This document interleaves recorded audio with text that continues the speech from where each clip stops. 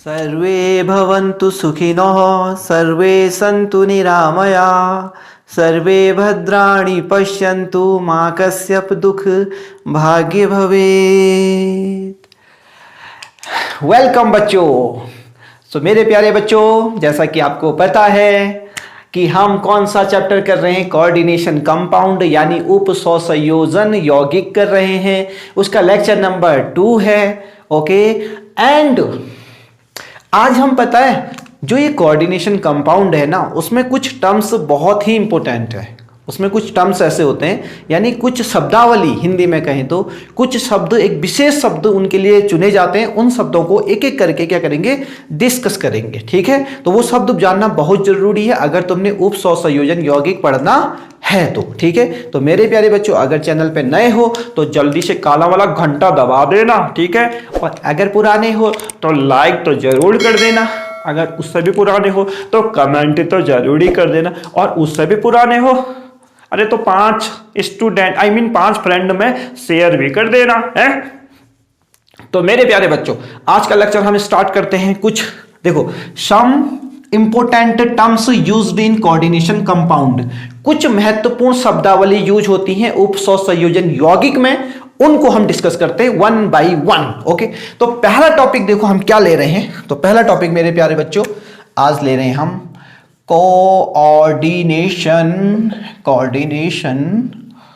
Entity. Okay, coordination entity. अब ये coordination entity क्या होती है सर? ये होती है उप सहसंयोजन सत्ता। हिंदी में क्या कहते हैं इसको, ये देख लो, जल्दी से लिख लो हिंदी मीडियम। उप सहसंयोजन सत्ता कहते हैं। ठीक है, अब ये उप सहसंयोजन सत्ता क्या होती है, इसको मैं एक बताता हूं, एक कंपाउंडर लिख लेता हूं। तो मेरे प्यारे बच्चों, अब देखो उप सहसंयोजन सत्ता क्या होती है। ये जो बिग ब्रैकेट है ना, बिग ब्रैकेट के जो बीच में होता है वो होती है कोऑर्डिनेशन एंटिटी। बिग ब्रैकेट के बाहर से वो नहीं, कीप इन माइंड, वो नहीं, जो बिग ब्रैकेट के बीच में होती है वो होती है coordination entity. Okay, coordination entity किससे बनती है? ये क्या होता है सर? देखो, ये होता है लुईस, क्या होता है, लुईस एसिड। ओके, और ये क्या होता है, ये लिगेंड है। ओके, और लिगेंड क्या होते हैं भाई, लुईस क्या होते हैं, लुईस बेस होते हैं सर, है ना। ये तो लुईस अम्ल और लुईस क्षार, लुईस अम्ल और लुईस क्षार से मिलके जो बनती है वो क्या होती है मेरे प्यारे बच्चों, वो होती है कोऑर्डिनेशन एंटिटी, और हिंदी में कहें तो उप सहसंयोजन सत्ता। तो मेरे प्यारे बच्चों ये बहुत इंपॉर्टेंट है। ठीक है, ये कोऑर्डिनेशन होता है कंपाउंड। जो ये बाहर से लगता है ना, इसके यहां कहीं कुछ वो सिर्फ काउंटर आयंस होते हैं, वो इसको बैलेंस करने के लिए लगाए जाते हैं, वरना उनका कोई भी औचित्य नहीं होता है। तो कीप इन माइंड, हमारा जो कोऑर्डिनेशन है वो सिर्फ बिग ब्रैकेट के बीच में वाला है। ठीक है, बिग ब्रैकेट के बीच में जो कंपाउंड होता है। तो मेरे प्यारे बच्चों को समझ में आ गया कि उप सहसंयोजन सत्ता क्या होती है। ओके, तो मेरे प्यारे बच्चों अब चलते हैं हम दूसरे नंबर पे। ठीक है, दूसरे नंबर पे क्या लिखा है हमने, देखो, सेंट्रल एटम। सेंट्रल एटम क्या लिखा है, या आयन भी कह सकते हैं। ठीक है, ये सेंट्रल एटम। सेंट्रल एटम को हिंदी में क्या लिखेंगे हम, केंद्रीय परमाणु। क्या बोलेंगे, केंद्रीय परमाणु, या दूसरा कह सकते हैं आयन, केंद्रीय परमाणु या केंद्रीय आयन। ये है। अब मेरे प्यारे बच्चों ध्यान से सुनना, हाँ, ये नाम से ही पता चल रहा है, ये जैसे हमने कोई कोऑर्डिनेशन कंपाउंड लिया, उप सहसंयोजन यौगिक लिया। ठीक है, इसमें जो ये दिख रहा है ना, निकिल डी ब्लॉक का एलिमेंट, वो इस वक्त क्या काम कर रहा है, वो काम कर रहा है सर, ये हमने कंपाउंड लिखा CO, और ये 4 हो गया। ये यहां पर ये जो है ये क्या है, सेंट्रल एटम है। और सेंट्रल एटम कौन होता है, जो लुईस क्या होते हैं, लुईस एसिड। जल्दी से चिल्ला के बोलो, क्या होते हैं बच्चों, लुईस एसिड होते हैं। क्या होते हैं, लुईस एसिड होते हैं सर। ओके, ये है मेरे प्यारे बच्चों। तो ये भी तुम्हें समझ में आ गया, क्योंकि इन छोटे छोटे टर्म्स को जानना बहुत जरूरी है अगर हमको नोमेनक्लेचर पढ़ना है, कोऑर्डिनेशन कंपाउंड का नोमेनक्लेचर पढ़ना है, और कोऑर्डिनेशन कंपाउंड के बारे में और कुछ जानना है, तो ये टर्म्स बहुत जरूरी है। ठीक है, तो अब देखो, तो ये भी इसको इरेज कर देते हैं। चलो, चलो बच्चों इसको इरेज करते हैं। अब देखो नंबर 3 लिगेंड की बात आई। क्या आई? लिगेंड की बात आई। लिगेंड, ओके, हिंदी में भी लिख देते हैं। फिर बोलोगे कि सर हमको तो आपने हिंदी में बताया ही नहीं। ये है लिगेंड। क्या है भैया? लिगेंड। अब लिगेंड कौन होता है? जो लुईस क्या होते हैं? लुईस बेस होते हैं सर, हैं? बेस मतलब हो गया कि क्षार होते हैं जी, हैं? और लुईस बेस को क्या कहते हैं? जिनके पास लॉन पेयर होता है। कीप इन माइंड, जिनके पास क्या होते हैं? Lone pair. जिनके पास भी लॉन पेयर होगा ना, समझ जाना वो क्या होगा? Lewis base. लॉन पेयर यानी ये वाला लॉन पेयर, ये लॉन पेयर, ठीक है। जैसे मैं एक एग्जांपल बता दीजिए, अमोनिया है ना, NH3, इसमें लॉन पेयर होता है, तो ये कैसे एक्ट कर सकता है? लिगेंड की तरह एक्ट कर सकता है, कर सकता है। अब यहां पर बात करें तो जो कार्बन मोनोऑक्साइड है ना, वो कैसे काम कर रहा है? बतौर लिगेंड के। कैसे काम कर रहा है? लिगेंड। तो जो हमारा उपसंयोजन यौगिक है ना, उसमें 2 चीजें बहुत महत्वपूर्ण होती है। एक तो लिगेंड, दूसरा केंद्रीय धातु। Ligand and central metal atom, okay, ये हो गया। अब प्यारे बच्चों इसको इरेज करते हैं सबसे पहले।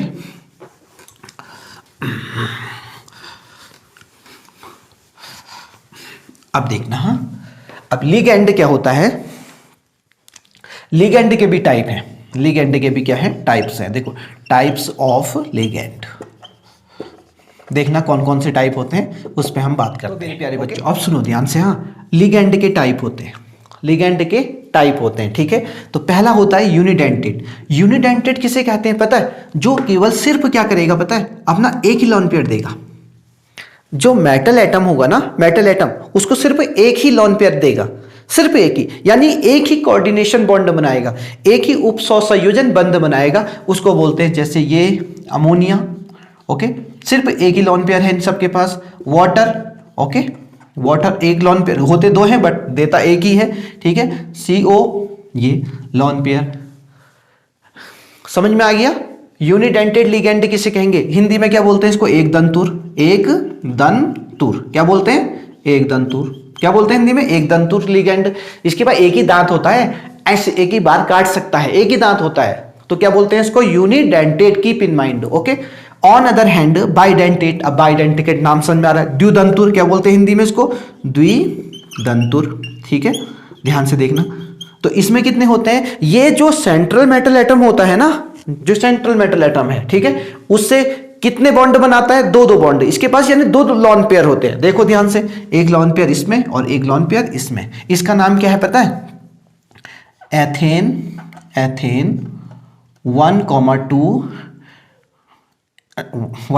Die amine. क्या है? ये इसका नाम है। और शॉर्ट में पता है इसको क्या लिखते हैं? EN लिखते हैं। अगर कहीं पर EN दिख गया तो समझ जाना कि ये है वहां पर। और द्विदंतुर है वो, बाइडेंटेट है। कीप इन माइंड, क्या है? बाइडेंटेट है ये। अब ऑक्सीलेटो, एक ऑक्सीलेटो होता है, ऑक्सीलेटो, ओके, ये देखो ऑक्सीलेटो, देखना ध्यान से। अब ऑक्सीलेटो में क्या होता है ना, इसमें भी ये देखो, एक नेगेटिव चार्ज का मतलब क्या होता है? नेगेटिव चार्ज मतलब होता है lone pair. Keep in mind, फिर मैं बता देता हूं। अगर कहीं पर नेगेटिव चार्ज है तो उसका डायरेक्टली मतलब है कि लॉन पेयर है उसके पास, ठीक है। वो इलेक्ट्रॉन को डोनेट कर सकता है, यानी वो कैसे एक्ट कर सकता है? लुईस बेस की तरह एक्ट कर सकता है। कैसे एक्ट कर सकता है? लुईस बेस की तरह एक्ट कर सकता है। जल्दी से बोलो, है ना? ये समझ में आ गया प्यारे बच्चों को? तो ये भी किस में आता है? बाइडेंटेट में। तो ये यहां से भी डोनेट कर सकता है और यहां से भी डोनेट कर सकता है। तो ये ऑक्सीलेटो है। Keep in mind, oxalato is a bidentate ligand, यानी वो 2 दंतुर है, 2 तरीके से बॉन्ड बना सकता है। कैसे? देखो, जैसे कि निकिल सेंट्रल मेटल एटम हो गया, ओके, COO नेगेटिव, और यहां से क्या हो गया? COO negative. यहां से भी पकड़ेगा दांतों से, यहां से भी, ऐसे करके 2-2, यहां से भी किस कर रहा है और यहां से भी किस कर रहा है? किसको? निकिल को। क्या कर रहा है? तो 2-2 जगहों से किस कर रहा है? तो वो होगा द्विदंतुर, 2 बॉन्ड बना रहा है, ठीक है। जैसे कि मैंने यहां से भी पकड़ा और यहां से भी पकड़ा किसी को, ठीक है। तो मैंने कैसे कर दिया? 2 तरीके से पकड़ा ना। अगर मैं एक ही तरीके से बॉन्ड बनाऊंगा किसी को, है ना, तो वो क्या हो जाएगा? एक दंतुर। और 2 से अगर 3 चल रहा है, पैर से भी, लात से भी कर दिया भाई 3। अब अगर 4 तो मैं बना ही सकता, गिर जाऊंगा। 4 बॉन्ड कैसे बनेगा, है ना? तो ये हो गया। अब एक ट्राइडेंटेट की बात करें, लाइक दिस ट्राइडेंटेट भी। इसके बाद देखो कितने लॉन पेयर हैं, ये तो ये भी बॉन्ड बना सकता है निकल से, देखो हाँ यहाँ पर जैसे निकल है, ठीक है, तो ये भी बॉन्ड बना रहा होगा और ये भी बॉन्ड, इससे तीन बॉन्ड। तो ट्राइडेंटेट की डेफिनेशन क्या हो गई, जो लिगेंड अपने 3 एटम के लॉन पेयर से सेंट्रल मेटल एटम के साथ कोऑर्डिनेशन बॉन्ड बनाते हैं उनको क्या बोलते हैं, ट्राइडेंटेट लिगेंड बोलते हैं। ओके, समझ में आ गया, वेरी गुड। तो इनके पास क्या होते हैं, 3 लॉन पेयर होते हैं। तो अब मैं इसको इरेज करता हूं, फिर एक और लिखता हूं। अब देखना मेरे प्यारे बच्चों,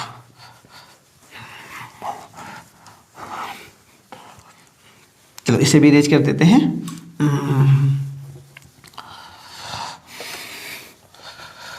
तू ही तो जन्नत मेरी, तू ही मेरा जुनून, ऐ शुगू, तू ही तो मन्नत मेरी, तू ही दिल का सुकून।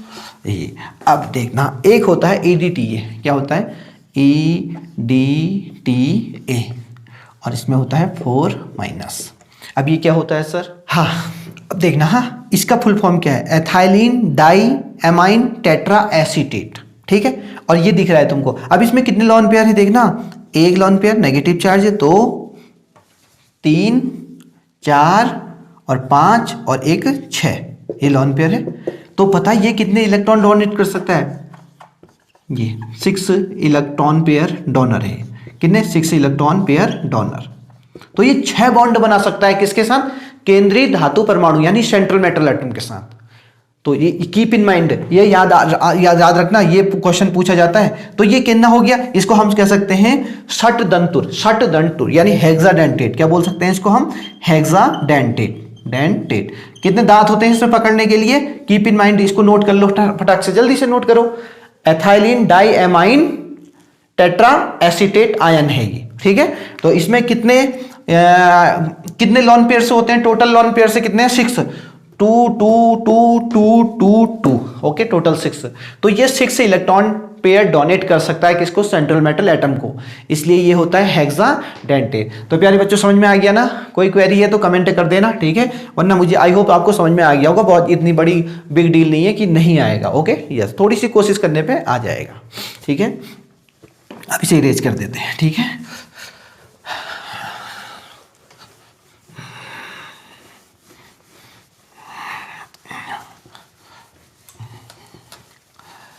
अब इसको हटा देते हैं। अब होता है, अब एक नया, ये लिगेंड है, क्या है, लिगेंड है, ठीक है, ये लिगेंड है। और यहां भी दूसरा लिगेंड हमने ले लिया, 2 लिगेंड लिए हमने, क्या लिए, 2 लिगेंड, ठीक है। का लिए बबुआ, 2 लिगेंड लिए। अब 2 लिगेंड में देखना, ध्यान से देखना, इसमें क्या होता है ना, ऐसा लिगेंड, कीलेट लिगेंड किसे कहते हैं, ऐसे लिगेंड, ओके, जिनमें क्या होते हैं, 2 एटम ऐसे होते हैं जो इलेक्ट्रॉन को डोनेट कर सकते हैं, 2 एटम, लेकिन वो एक बार में देते एक ही हैं, ठीक है। जैसे कि इसमें क्या होता है, एक तो ऑक्सीजन हो गया और इसके पास भी लॉन पेयर होता है। तो एक दफा क्या हो सकता है, ये भी दे सकता है ऑक्सीजन, और दूसरी दफा क्या हो सकता है, नाइट्रोजन भी दे सकता है। तो ऐसे लिगेंड जिनमें जो डोनर एटम है, दाता परमाणु है, वो 2 होते हैं। डोनर एटम कितने होते हैं इसमें, डोनर एटम कितने होते हैं, टेल मी, ये 2 होते हैं डोनर। कौन कौन है, tell me, nitrogen and oxygen, लेकिन एक बार में एक ही देंगे, कीप इन माइंड, ओके। यहां भी कौन कौन है डोनर एटम, ठीक है। तो डोनर एटम कौन कौन है, एक तो सल्फर है, एक सल्फर दे सकता है, दूसरा क्या दे सकता है, और ये टोटल कितने हैं, 2 है। सो ऐसे ligand, those ligands which has 2 donor atoms, उनको क्या बोलते हैं हम, चिलेट लिगेंड, या क्या बोलते हैं, कीलेट लिगेंड हिंदी में, ठीक है। तो चिलेट लिगेंड, अब मैं एक और चीज बताता हूं, जिसमें भी चिलेट लिगेंड होता है, कीप इन माइंड, वो जो कॉम्प्लेक्स होते हैं वो उपसंयोजन यौगिक ज्यादा स्टेबल होते हैं, याद रखना है, ये मोर स्टेबल है। अगर कहीं पर मोर स्टेबल, ये क्वेश्चन आता है, मैं भी क्वेश्चन कराऊंगा, मोर स्टेबल, अगर ये तुमको कहीं पर मिल गए, ठीक है, ये लिगेंड तुमको किसी कॉम्प्लेक्स में मिल गए, तो कोई नॉर्मल लिगेंड होने के बजाय ये लिगेंड क्या करते हैं, किसी कॉम्प्लेक्स को स्टेबल कर देते हैं, उस कॉम्प्लेक्स को स्टेबल कर देते हैं जहां भी कीलेट लिगेंड होते हैं, और इसी को बोलते हैं कीलेट इफेक्ट या कीलेट प्रभाव। ये भी आता है क्वेश्चन पेपर में, ठीक है, जेईई मेंस में आता है, ये बोर्ड में नहीं आता है, कीलेट प्रभाव, ठीक है। ये, या इसको इंग्लिश में भी लिख देते हैं कीलेट इफेक्ट, ओके, समझ में आ रहा ना मैं क्या कह रहा हूं? ठीक है, ये क्या करता है, सुनो ध्यान से, किसी कॉम्प्लेक्स में ऐसा लिगेंड है जो जिसमें दो डोनर एटम है, कितने हैं, दो डोनर एटम है, ठीक है, लेकिन दे एक ही रहा है एक बार में, ठीक है, और उसकी वजह से वो जो कॉम्प्लेक्स होता है वो क्या होता है, ज्यादा स्टेबल होता है, वो स्थायी होता है, ठीक है, वो ज्यादा स्थायी होता है या स्टेबल होता है, और उसी इफेक्ट को क्या बोलते हैं, कीलेट इफेक्ट बोलते हैं या कीलेट, ओके, क्या बोलते हैं, chelate effect, keep in mind. तो कीलेट इफेक्ट से कोई भी कॉम्प्लेक्स क्या हो जाता है, मोर स्टेबल होता है, वो ज्यादा स्टेबल होता है, keep in mind. So what is the chelate effect, ऐसे कॉम्प्लेक्स जिनमें कौन सा लिगेंड होता है, कीलेट लिगेंड्स होता है, और कीलेट लिगेंड्स हमेशा कॉम्प्लेक्स को स्टेबल कर देता है। ओके, समझ में आ गया? यस, तो मेरे प्यारे बच्चों को समझ में आ गया। अब इसको इरेज कर देते हैं। चलो तुम में निकल जाओ, जोर से बोलो जय माता की, मैं नहीं सुनिया जय माता की।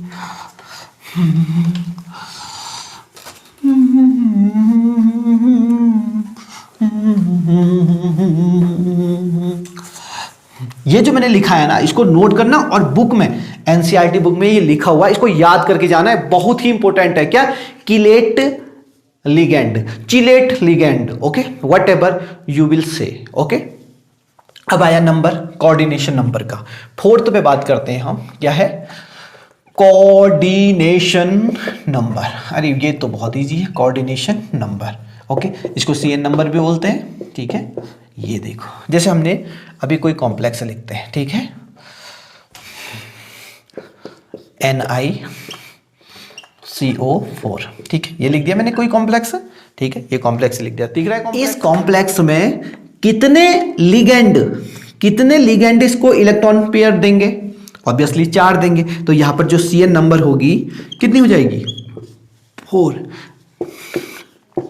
इसको मैं क्या बोल रहा हूं, उप सहसंयोजन संख्या, क्या बोलते हैं इसको, उप सहसंयोजन संख्या, कीप इन माइंड, ठीक है, उप सहसंयोजन संख्या, वो किस पे डिपेंड करती है, लिगेंड्स के नंबर पे। तो कितने लिगेंड्स सेंट्रल मेटल एटम को इलेक्ट्रॉन डोनेट कर रहे हैं, उतना नंबर क्या कहलाता है, कोऑर्डिनेशन नंबर कहलाता है, ठीक है। अब एक चीज कंफ्यूज मत होना, जो मैं एग्जांपल लिख रहा हूं, तो मुझे बताओ, चलो जल्दी से मुझे बताना, हाँ, इसकी कोऑर्डिनेशन नंबर कितनी है, टेल मी, इसकी कोऑर्डिनेशन नंबर कितनी है।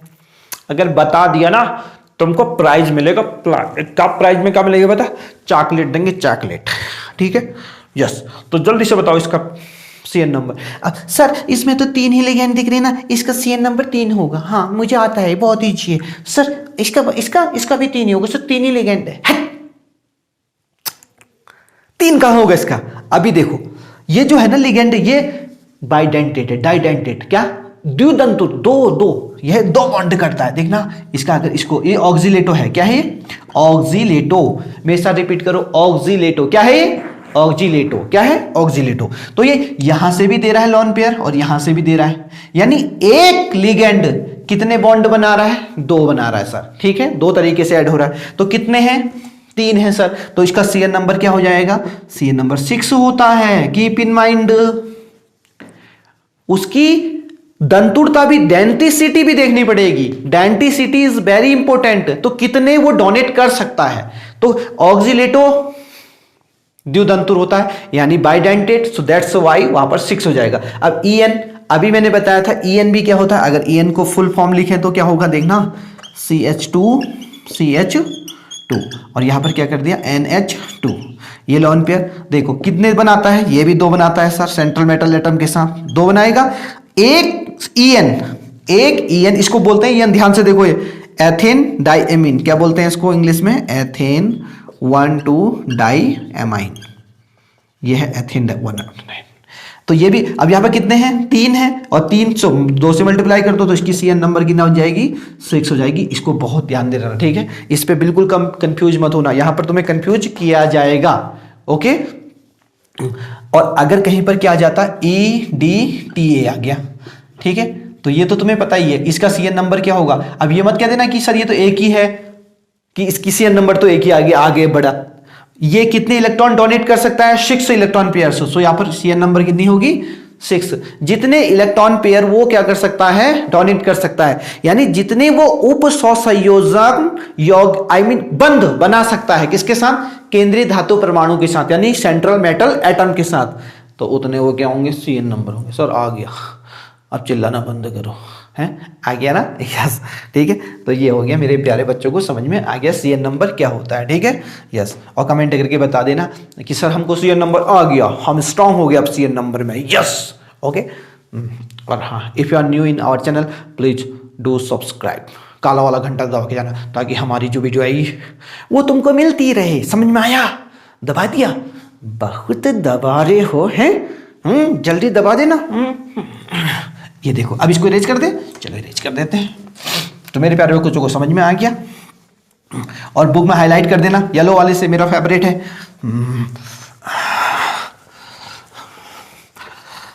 कमेंट करके लिखना हाइलाइटर किसने लगाया कि नहीं लगाया। जिसने हाइलाइटर लगाया होगा कमेंट करके लिखना। तो मेरे प्यारे बच्चों, ये 4th वाला टॉपिक हमारा कंप्लीट हो गया। अब लास्ट टॉपिक बचा है हमारा, वो है 5th वाला टॉपिक, ठीक है। उसका नाम क्या है, कोऑर्डिनेशन, क्या है, कोऑर्डिनेशन स्फीयर, कोऑर्डिनेशन स्फीयर, ये है कोऑर्डिनेशन स्फीयर। अब ये क्या, कोऑर्डिनेशन स्फीयर हिंदी में समन्वय मंडल। अभी समन्वय मंडल क्या होता है, ये ज्यादा महत्वपूर्ण है हमारे पास। ये जो बाहर से लगा होता है ना, ये क्या होता है, प्रति आयन, ओके, प्रति आयन, ओके। और इन इंग्लिश में कहें तो काउंटर आयन, ठीक है, सिर्फ काउंटर आयन काम कर रहा है। और जो कॉम्प्लेक्स है वो बिग ब्रैकेट के अंदर लिखा गया है, जिसमें ये सेंट्रल मेटल एटम और ये क्या है, लिगेंड्स। कितने लिगेंड्स हैं, 6 लिगेंड्स हैं। तो ये मेरे प्यारे बच्चों को समझ में आ गया। तो इसमें अगर हम क्या डालें, पानी डाल दें, क्या डाल दें, पानी डाल दें, तो पानी डालने पे देखना क्या होगा, 4 तो क्या निकल जाएंगे, K पॉजिटिव, ओके, और Fe हो जाएगा, और यहाँ CN 6 हो जाएगा, और कितने माइनस बचेंगे, 1 2 3 4 माइनस। ये दिख रहा है ना जो तुमको, ये होता है कोऑर्डिनेशन स्फीयर, कोऑर्डिनेशन स्फीयर। जल्दी से नोट कर लो, बात खत्म, ये हो गया,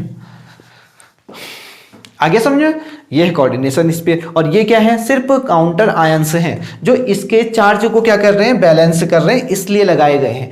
इसका कोई ज्यादा बड़ा योगदान नहीं होता है कोऑर्डिनेशन कंपाउंड में, जस्ट काउंटर आयन का काम करता है, ठीक है। ये हो गया हमारा। तो मेरे प्यारे बच्चों को समझ में आ गया होगा। मेरे प्यारे बच्चों कमेंट करके जरूर बताना कि आपको ये टर्म्स आ गए, क्योंकि कल हम जो अगली वीडियो जो आएगी वो पता है किस पे आएगी, नोमेनक्लेचर पे आएगी। क्या किस पे आएगी, नोमेनक्लेचर। तो नोमेनक्लेचर बहुत इंपॉर्टेंट है कोऑर्डिनेशन कंपाउंड के, उसको एक वीडियो में कंप्लीट नहीं किया जा सकता, लेकिन उसको हम पूरी कोशिश करेंगे कि एक वीडियो में वो हो जाए, ओके।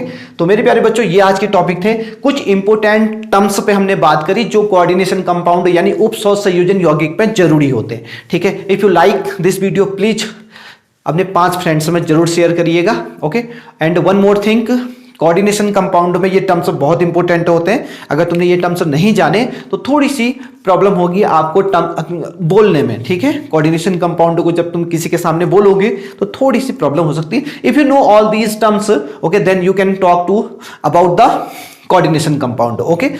तो मेरे प्यारे बच्चों, आपको वीडियो कैसी लगी प्लीज जरूर बताइएगा, बिकॉज आप जब बताते हैं तो मोटिवेशन मिलता है, और कमेंट करेंगे तो माशाअल्लाह फिर तो बहारो फूल बरसाओ मेरा महबूब आता है, ओके। तो प्लीज़ कमेंट जरूर करिएगा, लाइक शेयर करना बिल्कुल मत भूलिएगा, और आपसे फिर मिलते हैं एक नई वीडियो के साथ, वही जोश के साथ। तब तक के लिए हैप्पी लर्निंग, जय हिंद, जय भारत।